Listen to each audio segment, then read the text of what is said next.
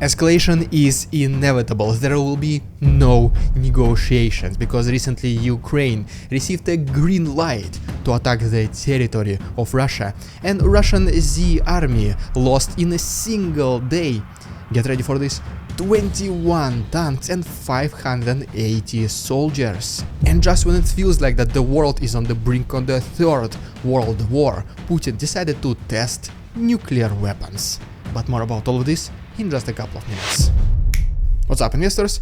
It's the Russian dude. And let's get straight to the point and talk about some ridiculous Russian propaganda.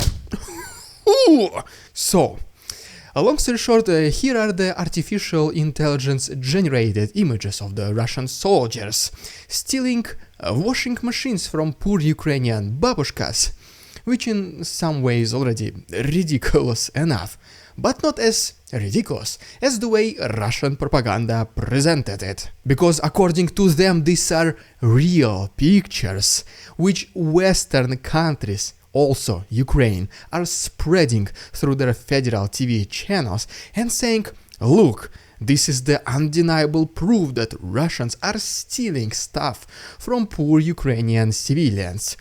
My question to you guys is, do you really think that these are real pictures?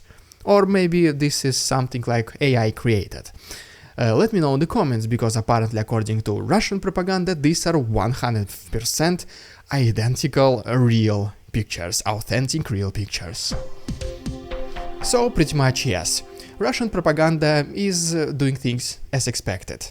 But okay, now let's talk about something more serious, such as Putin actually allegedly testing nuclear weapons. Then we'll move to the east of Ukraine and talk about major Russian officer getting kidnapped in Bakhmut. Then we go to the south and talk about massive losses of the Russian forces and finalize everything with Ukrainians receiving green light to attack the territory of Russia. And so yes, speaking about Putin, he recently made a statement that Russia allegedly performed a nuclear missiles test called Burevestnik. This reportedly happened on Novaya Zemlya, or just literal translation, new land, and which is, to be honest, a pretty interesting and suspicious coincidence. Just when the Russian propagandist Margarita Simonyansha said, let's detonate a nuke on our own territory somewhere in Siberia, and then this allegedly happens. So kinda suspicious, right?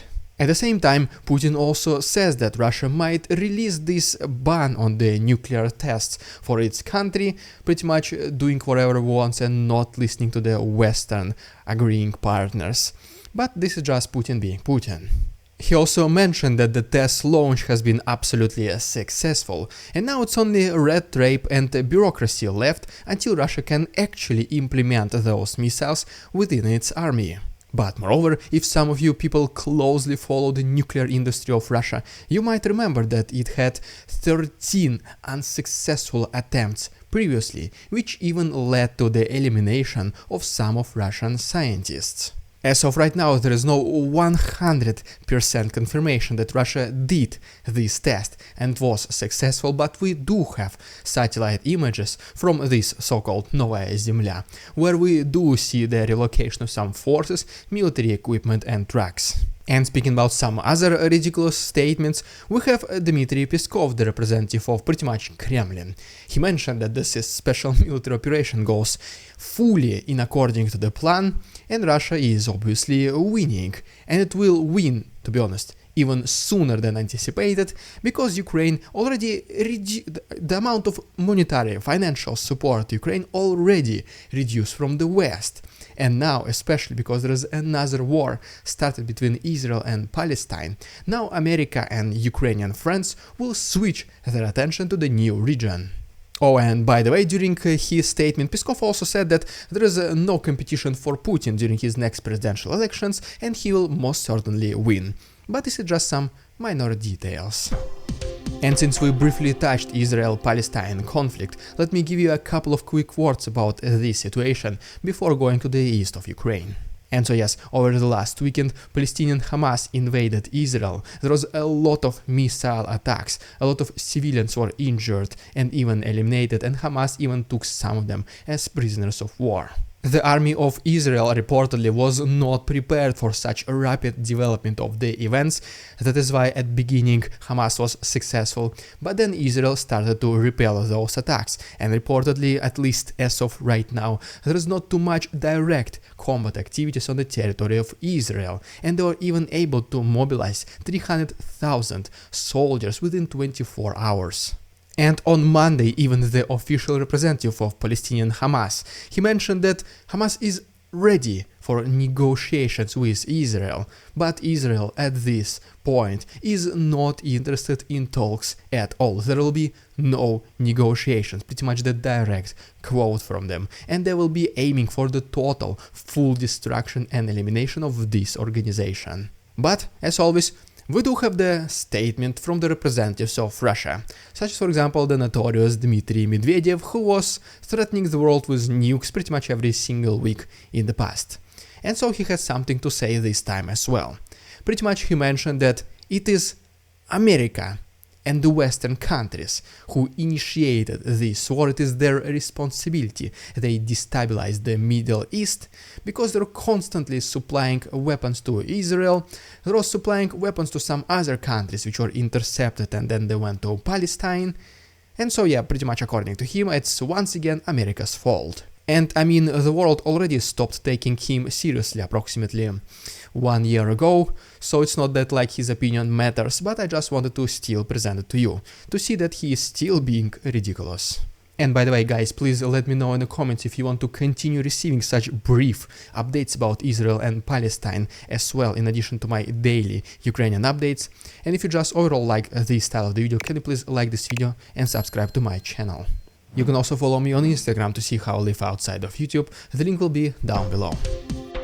But for now, let's get back to the east of Ukraine and talk about Russian major officer being kidnapped in Bakhmut, and then we'll talk about the situation in the south. And first of all, according to the report by the Institute for the Study of War, Russians and Ukrainians continue their combat activities along Kupiansk-Svatove-Kreminna front line, and Russians reportedly even advanced in some areas. And as of right now, the biggest concentration of Russian forces is located next to Kupiansk front line, while the rest of the eastern front line still remains relatively inactive. Russians continue to bring reinforcements, but there are no major combat activities. And at the same time, next to Kreminna, Russians are once again just bringing their reinforcements closer to the front line, and Ukrainian artillery was able to spot them and eliminate them, as you can see from this video. And just overall, as you can see from this map, Russians indeed reportedly were able to capture a little bit more land next to Makiyivka, and then to the west of Kreminna, they're also able to advance a little bit closer to the actual front lines.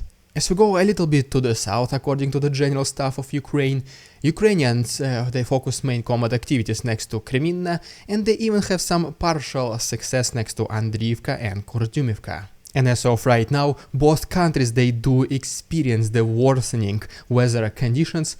At least it is getting cold and a little bit more windy, sometimes even snow and sometimes rain. But still, Ukrainians do not plan to stop their counteroffensive. Weather will not be a barrier. Because after all, they do not need to always fight with infantry and combat vehicles. Such as, for example, from this video, as you can see, is the compilation of Ukrainians using drones to attack Russian positions within Bakhmut. As you can see, weather here is not that much of a factor. But most importantly, 3rd Assault Brigade of Ukrainians was able to capture a Russian major officer of 72nd Brigade of the Russian forces, and they're right now pretty much bringing him for questioning and detaining him. Potentially in the future they might exchange him for some of Ukrainian soldiers from Russian prison, let's say so. And because this is a major officer, the exchange will be obviously in favor of Ukrainians. And today, as you can see, guys, it's a lot of combat related footage, which unfortunately I have to censor because YouTube still personally tracks my channel down. And whenever I just upload something questionable, they immediately put restrictions. So as always, I just apologize for these guys. But if you want to see fully uncensored episodes and also support the channel starting as low as $4 per month, you can find these uncensored episodes on my Patreon. The link is down below. There is 1 week of free access for you to see if you like it or not, and so just please go ahead and check it. Thank you so much. And then if we take a look at this map, we can see that Ukrainians indeed were able to liberate just a small part in between Klishivka and Andriivka. And going all the way down to the city called Donetsk, to the south of this major city, Ukrainians were able to destroy a pretty big artillery firing position of Russians. But okay, now as promised, let me give you a similar brief update from the south of Ukraine, and then we'll talk about massive losses of Russians in a single day. And then we'll finalize everything with Ukrainians receiving the green light to attack the territory of Russia. And so, first of all, we have to make a stop in Pidstepne, located east of Oleshki. And reportedly, according to Ukrainians, they were able to destroy an artillery firing position of Russians along with armored vehicles and assault group located next to this settlement. Next we go to another already familiar settlement called Kozachyi Lageri, and to the north of it, a Russian reconnaissance Spetsnaz group was trying to force Dnipro river by boats and even engage Ukrainians in some small combat activities, but mainly to collect the intelligence. But Ukrainians spotted them on time, eliminated them completely, leaving absolutely no chances for survival. But besides that, as we go along the east-southern front lines, specifically the ones in Zaporozhye, we can see that Ukrainian artillery was also pretty busy over the weekend, destroying a lot of extremely important military targets of Russians. Next we go to Orikhiv front line, and according to the same report by the Institute for the Study of War, Russians bringing reinforcements, more of them, to specifically these fighting positions. But as of right now, the newly arriving soldiers are still not combat ready, and these reinforcements are extremely ineffective. But if you remember from my previous video, Putin is literally sacrificing soldiers just to buy time, so this is pretty much another confirmation of this thing happening. But Russians, unfortunately, they do take advantage of this temporarily slowdown of Ukrainian counteroffensive, and they once again started heavily mining Robotny-Verbovye frontline. And just in general, all these combat activities, I think at this point it is pretty obvious, are targeting to completely freeze and stall Ukrainian counteroffensive. So we will see if they will be able to achieve this goal or not. Because as of right now, Ukrainians might not directly involve in combat activities with Russians on the front lines, but they still continue to destroy them from the distance, such as for example reportedly to the west of Polohi, a pretty big concentration of Russian forces has been targeted, eliminated by Ukrainians. And just overall, according to the Ukrainian general Mr. Taranovsky, Ukrainians they do have partial success in this specific front line, for example to the west of Verbovye. Not maybe as much as in the beginning of the counteroffensive or during its peak, but still slowly but surely Ukrainians are advancing. And as we once again take a look at this map which shows us the changes in territorial control, we can see that indeed Ukrainians were able to get a little bit closer to the northeast of Kopani, and then as we go next to Verbovye, we can see that Ukrainians also were able to get a little bit closer to this settlement. But wait, there is more, because during just one single day of Ukrainian counteroffensive, they were able to eliminate 21 Russian tanks, 17 artillery systems, and 580 soldiers total. And just combined, according to the General Staff of Ukraine, since the beginning of invasion, Russians lost almost 300,000 soldiers, a little bit more than 9,000 tanks, almost 7,000 pieces of artillery, and a little bit more than 800 multiple launch rocket systems. This is a little bit too much for a 3-day invasion capture of Kiev, which Russia and Putin planned initially. And even though Ukraine mostly and rightfully defends itself, they do some counteroffensive from time to time as well. And a long time ago, several months ago, for example, Mikhailo Podolyak, he mentioned that Ukraine has all the rights to attack the temporarily occupied territories of Ukraine, occupied by Russians, and also sometimes even military objects on the territory of Russia. Back at that time, everyone was thinking that Mikhailo Podolyak is being just a little bit too radical. Well, As you can see right now, with the destruction of a lot of military equipment of Russians, both on, for example, Crimea, Belgorod, Kursk, and even some attacks already happening in the capital, in Moscow, it does not look like that Mikhailo Podolyak was that radical after all. And another quote-unquote too much of a statement also came to us several months ago from the representatives of Azov battalion, who mentioned that Ukraine might even able to capture small settlements on the territory of Russia if it will allow them to perform better counteroffensive.